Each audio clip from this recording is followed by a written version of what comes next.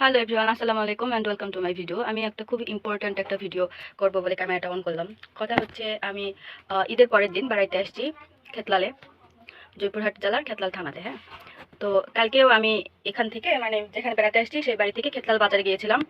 তো আসার সময় আইসক্রিম নিয়ে এসেছি খাওয়ার জন্য। আমি এই আইসক্রিমের ভিডিওটা কেন করেছি জানেন? কারণটা হচ্ছে এটাই যে আসলে এটাই প্রুভ হয় যে বড় শহর বা বড় দোকানের খাবারের হচ্ছে কোয়ালিটি আর ছোট শহর ছোট খাবারের কোয়ালিটি সেম হয় না।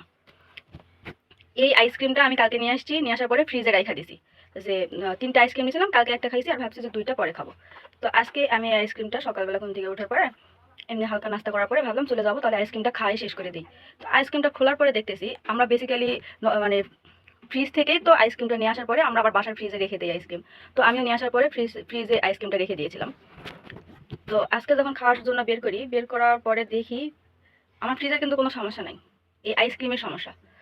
আইসক্রিমটা আমার হাইস্ট 30 সেকেন্ড পরে নিচে পুরোটা গলে গেছে, মানে পানির মতন। পানির মানে এমনিতে আইসক্রিম বরফ অবস্থায় না থাকলে বা বরফ গলে গেলে কি হয়, ক্রিমের একটা হচ্ছে মানে পম্পি পম্পি এক টাইপের হচ্ছে মানে কি বলবো, ক্রিমের যে একটা স্বাদ, ক্রিমের যে একটা টেস্ট, ক্রিমের যে একটা হচ্ছে দেখতে সেরকম হয়। কিন্তু এই আইসক্রিমটা কি হয়েছে, নিচে ফ্রেশ মানে পুকুরের পানি যেরকম সেরকম পানি ভেসে উঠছে, আর উপরে সবগুলো খাস না, পেটের সমস্যা হবে।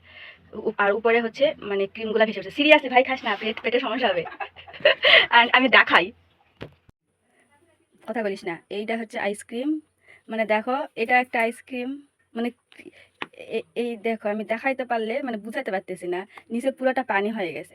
মেশকাত অ্যান্ড আমি দেখাই 2টা আইসক্রিম। হ্যাঁ, মনে করেন যে মানে এই টাইপের, মানে এইটা কোনো হচ্ছে আইসক্রিম হচ্ছে ফ্রিজ আপ বের হয়ে গেলে ক্রিম টাইপের থাকবে না, ক্রিমও নয়, পানি আর ঘোলা। এখানে আমি এটাই বুঝতে চাচ্ছি যে ছোট দোকান কোয়ালিটি ভালো নয়, ছোট শহরের কোয়ালিটি ভালো হয় না, কোনো জিনিসেরও ভালো হয় না। এই জন্য মানুষ বাচ্চা কাচ্চা মানুষ করার জন্য শহরে চলে যায়।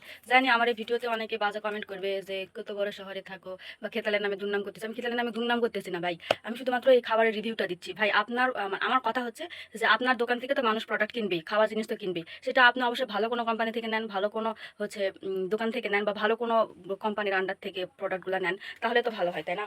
এই হুদাই এই খারাপ খারাপ প্রোডাক্টগুলো নিয়ে কাস্টমারদের ঠকানো, এই খাবারটা খেয়ে আমার পেটের সমস্যা হলে দায়ভারটা কে নেবে? এই আইসক্রিমটা মোটেও ভালো নয়, একদম ফালতু একটা আইসক্রিম। এই জন্যই মানে আমি যেটা বিশ্বাস করি, বড় শহর মানে বড় বড় মানে ফ্যাসিলিটি, বড় শহর যেমন খেতলালের তুলনায় বর্তলি বা জয়পুরহাট অবশ্যই বড় একটা এরিয়া, সেখানে আপনি এই ধরনের খারাপ জিনিস পাবেন না। বা এখানে আমি বলতেছি না যে খেতলালে সব দোকান খারাপ, এই দোকানের খাবারটা খারাপ, আমি দোকানের নামও মেনশন করতেছি না, কারণ আমি এখানে দোকানের কোনো ক্ষতি চাই না। কথা হচ্ছে যে আমি জাস্ট খাবারের রিভিউটা দিলাম আপনাদেরকে, মানে এটা বলার জন্য যে আপনারা বড় দোকান থেকে খাবার কিনবেন, তাহলে খাবারের কোয়ালিটিগুলো ভালো হবে। Thank you, tata.